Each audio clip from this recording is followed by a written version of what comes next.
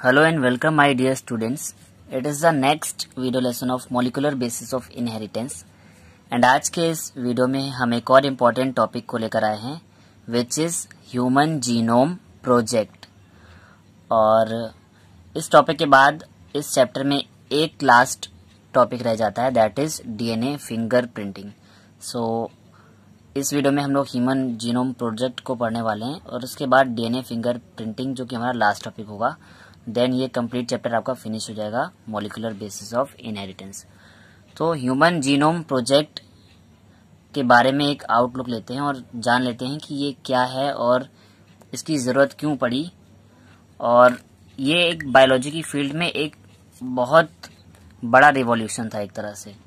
सो चलिए जान लेते हैं ह्यूमन जीनोम प्रोजेक्ट क्या बताता है हमें। सो ह्यूमन जीनोम प्रोजेक्ट से पहले हमें ह्यूमन के जीनोम की डेफिनेशन आनी चाहिए। So the complete set of jeans which makes the genetic composition of an organism is called genome. कोई भी ऑर्गेनिज्म हो वो उस ऑर्गेनिज्म की पूरी जो बॉडी है वो किसी ना किसी जेनेटिक इंफॉर्मेशन के थ्रू बन रही है।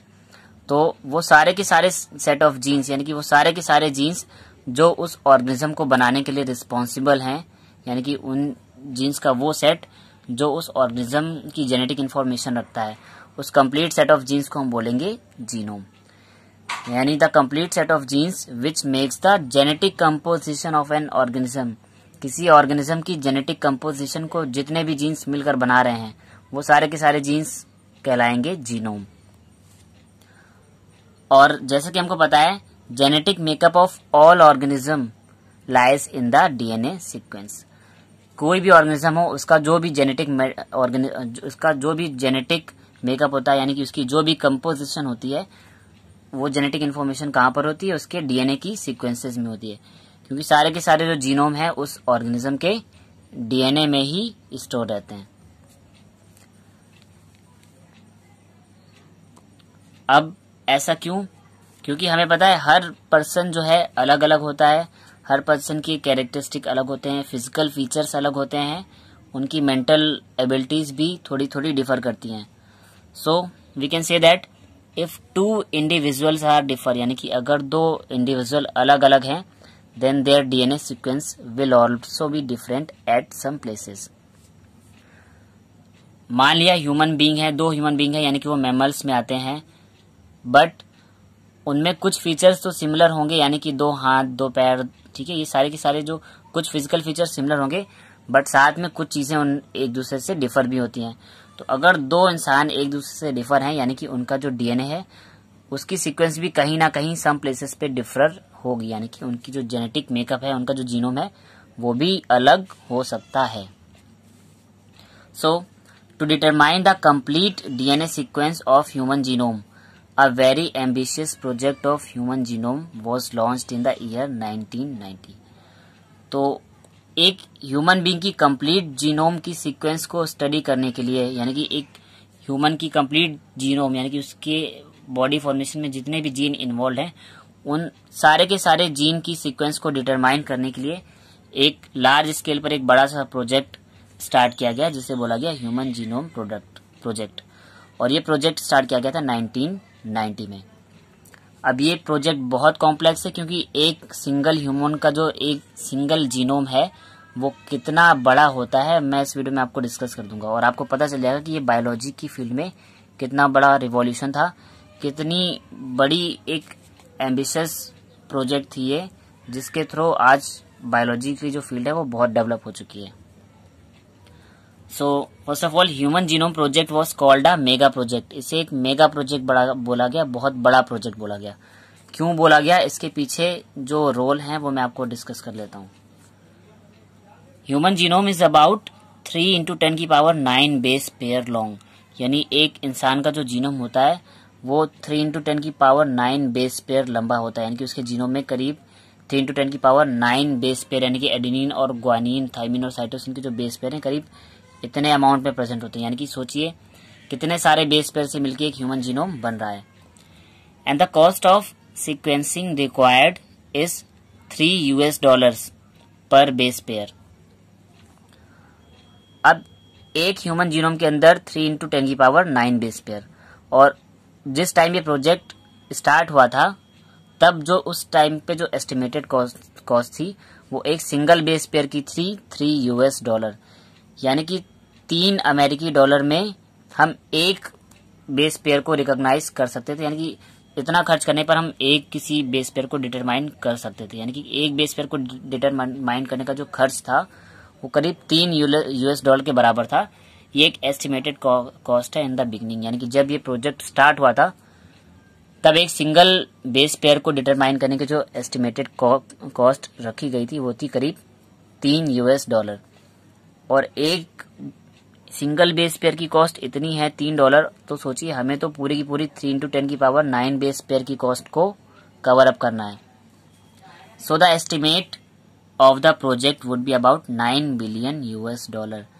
यानी कि अगर हम एक कंप्लीट ह्यूमन जीनोम के बेस पेयर्स को, सारे के सारे बेस पेयर को डिटरमाइन करें, पूरे जीनोम को डिटरमाइन करें, तो अप्रॉक्स इसका ही जो एस्टिमेटेड जो खर्च था वो करीब $9 बिलियन के बराबर था।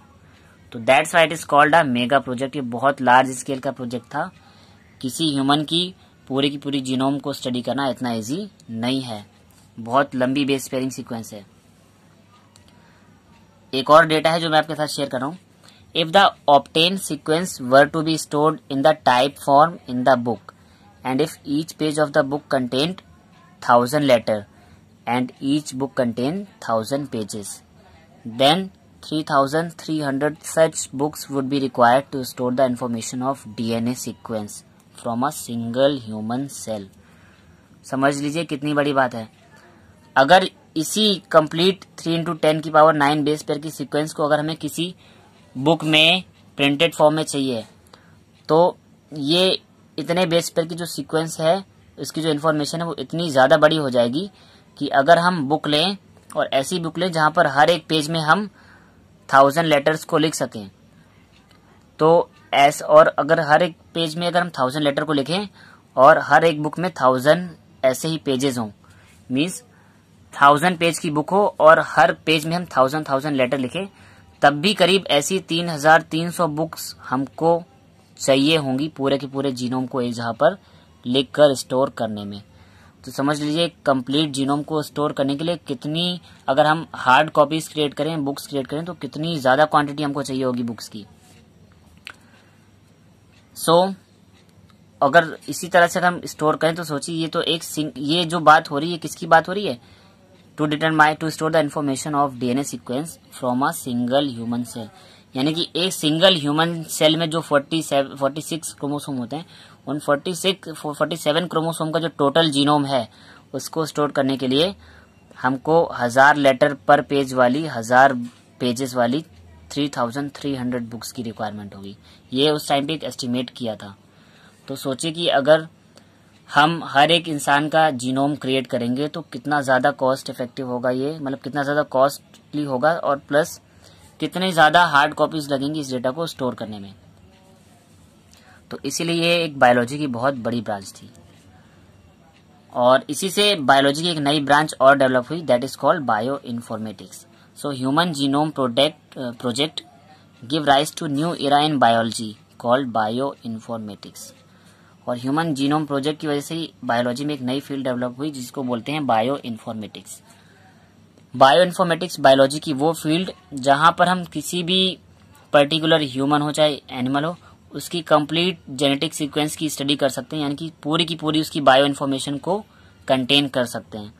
तो बायो इन्फॉर्मेटिक्स जो है ये ब्रांच निकली हुई है ह्यूमन जीनोम प्रोजेक्ट से, जहां पर हम किसी भी पर्टिकुलर एनिमल के जीनोम को स्टडी करके उससे रिलेटेड जितने भी फैक्ट हैं, उससे रिलेटेड जितनी भी चीजें हैं, उन सबको हम अच्छे से समझ सकते हैं। तो ये तो इन शॉर्ट में था ह्यूमन जीनोम प्रोजेक्ट। अब हम जान लेते हैं कि इसके पर्पस क्या थे।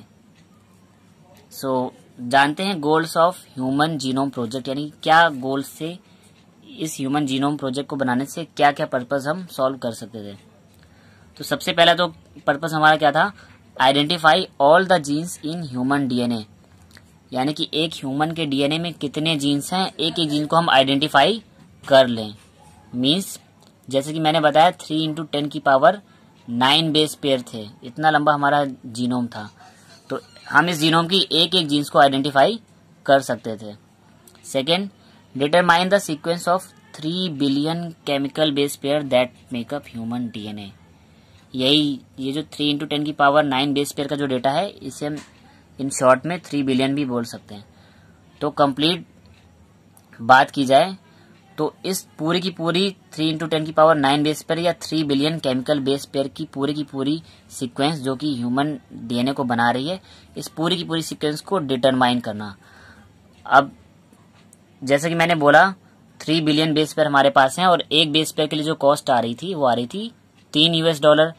तो इस तरह से 3 बिलियन के लिए जो कॉस्ट आएगी वो आएगी 3 में 3 का मल्टीप्लाई कर दीजिए तो करीब $9 बिलियन, जो कि मैंने स्टार्टिंग में आपको बता दिया था। तो ये एक एस्टिमेट वैल्यू थी एक कंप्लीट ह्यूमन के डीएनए को रिकॉग्नाइज करने के लिए। एक और इन्फॉर्मेशन कि अगर हमने किसी भी ह्यूमन के जीनोम को स्टडी कर लिया है तो store this information in databases, यानी कि अब हम इसे अपने डेटाबेस में स्टोर करके रखें ताकि दोबारा से ये प्रोसेस हमको ना करनी पड़े। हम एक पर्टिकुलर जीनोम से रिकॉग्नाइज कर सकते हैं कि उस जीनोम के अंदर क्या क्या प्रॉपर्टीज हैं, क्या क्या बेस पेयर है और क्या क्या केमिकल सीक्वेंसेस प्रेजेंट हैं जो किन पर्टिकुलर कैरेक्टर्स या किन पर्टिकुलर ट्रेट्स के लिए रिस्पॉन्सिबल हैं। इसके बाद improve tools for data analysis. इसी के थ्रू हम कुछ ऐसे टूल्स भी डेवलप कर सकते हैं जो कि इस डेटा एनालिसिस को इजी बना सके, यानी कि हम किसी भी अब हमने बायोलॉजी में ऐसे टूल्स भी डेवलप कर लिए हैं जिनके थ्रू हम किसी भी बेस पेयर को इजीली आइडेंटिफाई कर सकते हैं। नेक्स्ट जो लास्ट पॉइंट है हमारा, transfer related technologies to other sectors such as industries. अब इसी ह्यूमन जीनोम प्रोजेक्ट से रिलेटेड टेक्नोलॉजी को अदर सेक्टर्स में भी यूज कर सकते हैं, लाइक इंडस्ट्री में। सपोज कि हमने किसी भी ह्यूमन का जीनोम स्टडी की और उसी में हमें किसी पर्टिकुलर डिजीज से बचने के या उसकी एंटीबॉडीज के जीन मिल गए, तो हम उन जीन्स को बायोटेक्नोलॉजी के थ्रू इंडस्ट्री में यूज कर सकते हैं, यानी कि उन जीन्स से हम मेडिसिन बना सकते हैं। या हम किसी प्लांट के जीनोम को ले सकते हैं और उस प्लांट के जीनोम की स्टडी करके कोई नए प्लांट की वेराइटीज को बना सकते हैं जो कि मार्केट में इजीली अवेलेबल हों और जिनकी लार्ज क्वांटिटी अवेलेबल हो सके लोगों को। तो इस तरह से इस ह्यूमन जीनोम प्रोजेक्ट से जो हमें डिटेल मिलेगी, इस नॉलेज का यूज हम अदर फील्ड में लाइक बायोटेक्नोलॉजी, माइक्रोबायोलॉजी और जेनेटिक इंजीनियरिंग में भी कर सकते हैं, जिससे कि हम मेडिसिन, क्रॉप प्रोडक्टिविटी, किसी भी डिजीज को रिकॉग्नाइज करना या किसी भी डिजीज के एंटीबॉडीज को बनाना या किसी भी डिजीज से रिलेटेड मेडिसिन को प्रिपेयर करना, ये सारे के सारे काम हम कर सकते हैं। सो आज की वीडियो में इतना ही स्टूडेंट्स। ये एक इन शॉर्ट था कि ह्यूमन जीनोम प्रोजेक्ट होता क्या है। सो आई होप कि आपको समझ आ गया होगा that what is human genome project और ये कितना बड़ा एक फील्ड है बायोलॉजी के एरिया में। सो ये वीडियो आपको कैसा लगा कमेंट करके बताएं, एंड अगर ये वीडियो आपको अच्छा लगा है तो इसे लाइक करें एंड ऑलमोस्ट ज़्यादा से ज़्यादा स्टूडेंट्स तक शेयर करें ताकि सभी स्टूडेंट्स अपने डाउट्स को क्लियर कर लें। एंड चैनल को सब्सक्राइब कर लें और बेल आइकन भी प्रेस कर लें ताकि आने वाले वीडियोस के नोटिफिकेशन आपको प्रॉपरली मिलते रहें। एंड ह्यूमन जीनोम प्रोजेक्ट के ठीक पहले मैंने लैक ओपेरॉन मॉडल को एक्सप्लेन किया था जो कि बहुत इम्पॉर्टेंट है और बहुत कॉन्सेप्चुअल टॉपिक है। सो अगर वो वीडियो आपने मिस कर दिया है तो डिस्क्रिप्शन बॉक्स पर दिए गए लिंक पर क्लिक करके आप लैक ओपेरॉन मॉडल वाले वीडियो को भी देख सकते हैं। Thanks my dear students.